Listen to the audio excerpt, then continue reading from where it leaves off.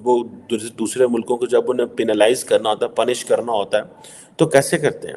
These are the ways India is using its population, its people as a leverage over others. Within 2 days में Tata group ने बिल्कुल tweet भी कर दिया और सारी तैयारियां भी कर दी हैं और पूरा स्केच भी बना दिया है और जगह भी उन्होंने अलॉट कर दिया है। लक्षद्वीप में टाटा ग्रुप 2 ताज ब्रांडेड रिजॉर्ट बनाने जा रहा है। मालदीव वाले के 3-3 मिनिस्टर कूद पड़े। कोई हमारे को गाय का गोबर खाने वाला कह रहा है, कोई ये कह रहा है हमारे कमरों में बदबू आती है, कोई हमें चैलेंज कर रहा है कि इंडिया के लक्षद्वीप में इतना इंफ्रास्ट्रक्चर ही नहीं है। अरे भाई, टोटल इकोनॉमी तुम्हारी 6 बिलियन की है। हमारे अडानी साहब जो हैं 101 बिलियन अकेले के पास है। इस तरह की जो रिमार्क्स हैं उसका जारी बात है श्रीलंका पे या वो जो छोटे छोटे मुल्क हैं, नेपाल, भूटान, वहाँ पे एक जारी बात है, होता है डर होता है कि भाई ये इंडिया जो है वो ऐसे भी कर सकता है, हम बड़े डिपेंडेंट है उनके ऊपर। हेलो, नमस्कार एंड जय हिंद दोस्तों, स्वागत है आपका मिस्टर भारत में। इंडिया को और प्राइम मिनिस्टर नरेंद्र मोदी को टारगेट करना मालदीव को भारी पड़ रहा है। अब मालदीव को सबक सिखाने के लिए इंडिया लक्षद्वीप को वर्ल्ड क्लास टूरिस्ट स्पॉट बनाने में जुट चुका है और इसके लिए सबसे पहले टाटा ग्रुप आगे आया है। इंडियन होटल्स कंपनी लक्षद्वीप में 2 ताज ब्रांडेड रिसोर्ट बनाने जा रही है। Indian hotels company Tata group के होटल सेक्टर की कंपनी है। लक्षद्वीप में रिसोर्ट बनाते वक्त वहाँ की संस्कृति और पर्यावरण का खास ख्याल रखा जाएगा। हाल ही में मोदी जी लक्षद्वीप गए थे। वहाँ पर कुछ वक्त बिताने के बाद मोदी जी ने अपने एक ट्विटर अकाउंट पर लक्षद्वीप की कुछ तस्वीरें शेयर की थी और लिखा था, जो लोग रोमांच करना पसंद करते हैं उन्हें एक बार लक्षद्वीप जरूर आना चाहिए। उसके बाद से ही गूगल पर लोग लक्षद्वीप को सर्च करने लगे और छुट्टियां बिताने लक्षद्वीप जाने की बात करने लगे। मोदी जी की इस अपील से मालदीव के कुछ मिनिस्टर को परेशानी हुई और उन्होंने भारत के बारे में गलत बयानबाजी की। उसके बाद से ही सोशल मीडिया पर बॉयकॉट मालदीव का ट्रेंड शुरू हुआ। जब मालदीव को अपनी गलती का एहसास हुआ तो मालदीव सरकार ने अपने इन 3 मिनिस्टर्स को सस्पेंड कर दिया, लेकिन तब तक बहुत देर हो चुकी थी। मालदीव ने बिना वजह उड़ता तीर अपने पे ले लिया है। अब इसका असर मालदीव के इकोनॉमी पर पड़ने वाला है, क्योंकि मालदीव जाने वाले यात्रियों में सबसे ज्यादा टूरिस्ट भारतीय है। 2 days में शोएब जी, विद इन 2 days में टाटा ग्रुप ने बिल्कुल ट्वीट भी कर दिया और सारी तैयारियां भी कर दी हैं और पूरा स्केच भी बना दिया है और जगह भी उन्होंने अलॉट कर दिया है। लक्षद्वीप में टाटा ग्रुप 2 ताज ब्रांडेड रिजॉर्ट बनाने जा रहा है, अरबों रुपए का।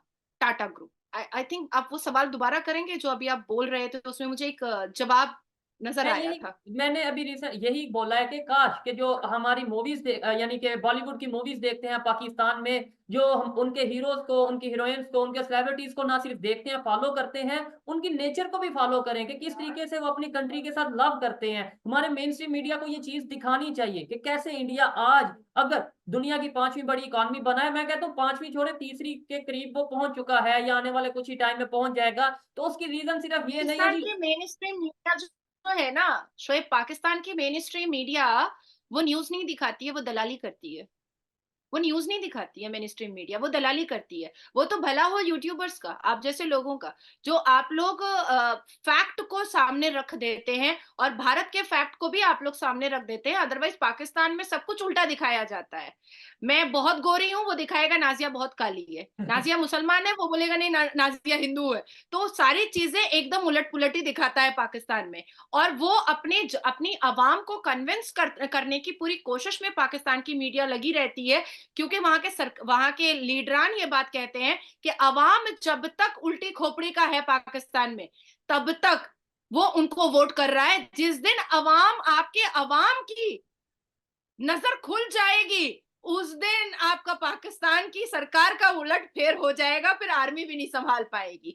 टाटा के रिजॉर्ट की अगर मैं बात करता हूं ना मैडम, तो टाटा का रिजॉर्ट इज समथिंग डिफरेंट। असलियत में हुआ ये खेल वहीं से शुरू हुआ। 2-3 फोटो हमारे प्रधानमंत्री जी ने खिंचवा ली और ये कह दिया कि भारत के घुमक्कड़ों घुमक्कड़ के लिए लक्षद्वीप अच्छी जगह है। इसमें किसी का नाम तो नहीं लिया। अब वही वाली बात है, कहा किसी को, चुभी किसी को। हमारे देश के घुमक्कड़ों को कहा था जो घूमने फिरने के शौकीन है मेरे जैसे। अब अगर घुमक्कड़ों को कहा तो भाई लक्षद्वीप हो जाना, आइडिया अच्छा है, बुरा नहीं है कि भाई लक्षद्वीप जाया जा सकता है। अब दर्द किसे हुआ? दर्द हुआ मालदीव वाले के, 3-3 मिनिस्टर कूद पड़े। कोई हमारे को गोबर, गाय का गोबर खाने वाला कह रहा है, कोई ये कह रहा है हमारे कमरों में बदबू आती है, कोई हमें चैलेंज कर रहा है कि इंडिया के लक्षद्वीप में इतना इंफ्रास्ट्रक्चर ही नहीं है कि हम उनको कॉम्पिटिट कर सकें। अरे भाई, टोटल इकोनॉमी तुम्हारी 6 बिलियन की है। हमारे अडानी साहब जो हैं 101 बिलियन अकेले के पास है, उतनी वर्थ है उनकी, 101 बिलियन। और शुरू के 3 मिल जाएं तो वो उनकी अकेले की वर्थ कई बार पाकिस्तान से भी ज्यादा निकलेगी। और अगर एक कंपनी, टाटा जैसी कंपनी है, वो अपने आप में क्या नाम है, वो 100 बिलियन के आस, मतलब 700 या 900 बिलियन के आसपास की है। टोटल पाकिस्तान की टोटल इकोनॉमी 300 बिलियन की है। अब आप अंदाजा लगाकर देखिए ना कि यहां एक एक कंपनी, इतनी बड़ी बड़ी टाइकून्स बैठी हुई हैं। मालदीव की वो जो इनकम, जिसे कहते हैं ना, एक ऐसी सरकार जिसके पास एक्सपीरियंस नहीं है, वो नए नए आए हैं, 30-30, 35-35 साल के लड़के लड़कियां हैं। अब वो जोश में आके पता नहीं क्या क्या बोले जा रहे हैं। अब प्रॉब्लम ये है, उन्होंने एक हिट कर दिया इंडियन एक नेशनलिज्म के उसको मार्क को। क्या आप मुझे खुद बताइए, आप किसी देश के प्रधानमंत्री को ऐसे कैसे कह सकते हैं? अब देखो, पाकिस्तान का प्रधानमंत्री है खाकान अब्बासी समथिंग कुछ नाम था, उसकी अमेरिका ने सलवार उतारवा ली। एयरपोर्ट के ऊपर आपको याद होगा उनके साथ जो दुर्व्यवहार किया गया था, या उनके साथ जो चाइना ने किया था कि छोटी सी बच्चों वाली कुर्सी में बिठा दिया गया था, अगर आपको याद हो तो। नहीं तो मैं आपको वीडियो दिखा सकता हूं कि कितना इंसल्ट किया था। या फिर इमरान खान का ढंग से जिसने स्वागत नहीं किया था, और तब भी आपकी कंट्री के अंदर कोई रिटेलिएशन नहीं आया था। तो उसके पीछे उसका मतलब यह है कि अभी एक नेशन बनना बाकी है। देखिए, वो फीलिंग इसलिए नहीं आ पाई प्रधानमंत्री की क्योंकि प्रधानमंत्री से अभी आपकी कंट्री कनेक्ट नहीं कर पा रही। हमारी जो कंट्री है वो नेशन के काफी, मतलब लगभग नेशन बन चुकी है, और या यूं कहीं एज अ नेशन इमर्ज हो चुकी है। तो दोस्तों, आपने ये वीडियो देखी। प्राइम मिनिस्टर नरेंद्र मोदी लक्षद्वीप गए और वहां पर जाकर उन्होंने भारतीयों से लक्षद्वीप घूमने आने की अपील की थी। इस बात से मालदीव के कुछ मंत्रियों को मिर्ची लग गई थी। उन्हें लगा कि लक्षद्वीप की तुलना मालदीव से की जा रही है। इस पर इनका कहना था कि टूरिज्म के हवाले से भारत का इंफ्रास्ट्रक्चर मालदीव जितना बेहतर नहीं है और इंडियन होटल्स के रूम से बदबू आती है। जब से मालदीव में मोहम्मद मुइज्जू राष्ट्रपति बने हैं, तब से ही मालदीव में भारत विरोधी एजेंडा चलाया जा रहा है और मालदीव के जो मिनिस्टर्स भारत के सामने अपने आप को बड़ा तुरमखा समझ रहे हैं, उस मालदीव की पूरी जीडीपी भारत के अडानी, रिलायंस और टाटा इन जैसी कंपनियों के नेटवर्थ जितनी भी नहीं है। चीन के बहकावे में आकर मालदीव शायद अपनी औकात भूल चुका है। हर जरूरत के समय पर भारत ने मालदीव को मदद की थी, लेकिन मालदीव एहसान फरामोश निकला। अब मालदीव को सबक सिखाने की तैयारी शुरू हो चुकी है।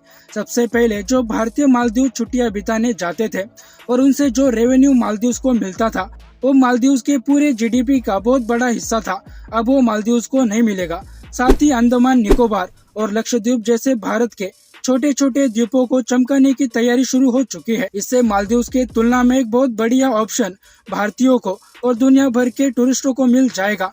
अब भारत से पंगा लिया है तो इसका हर्जाना मालदीव को देना पड़ेगा। तो दोस्तों, आज के लिए इतना ही। इस वीडियो के बारे में आपकी राय नीचे कमेंट बॉक्स में बताइए और ऐसे ही वीडियोस के लिए मिस्टर भारत को भी सब्सक्राइब करें। मैं मिलता हूँ आपसे अगले वीडियो में, तब तक के लिए जय हिंद, जय भारत।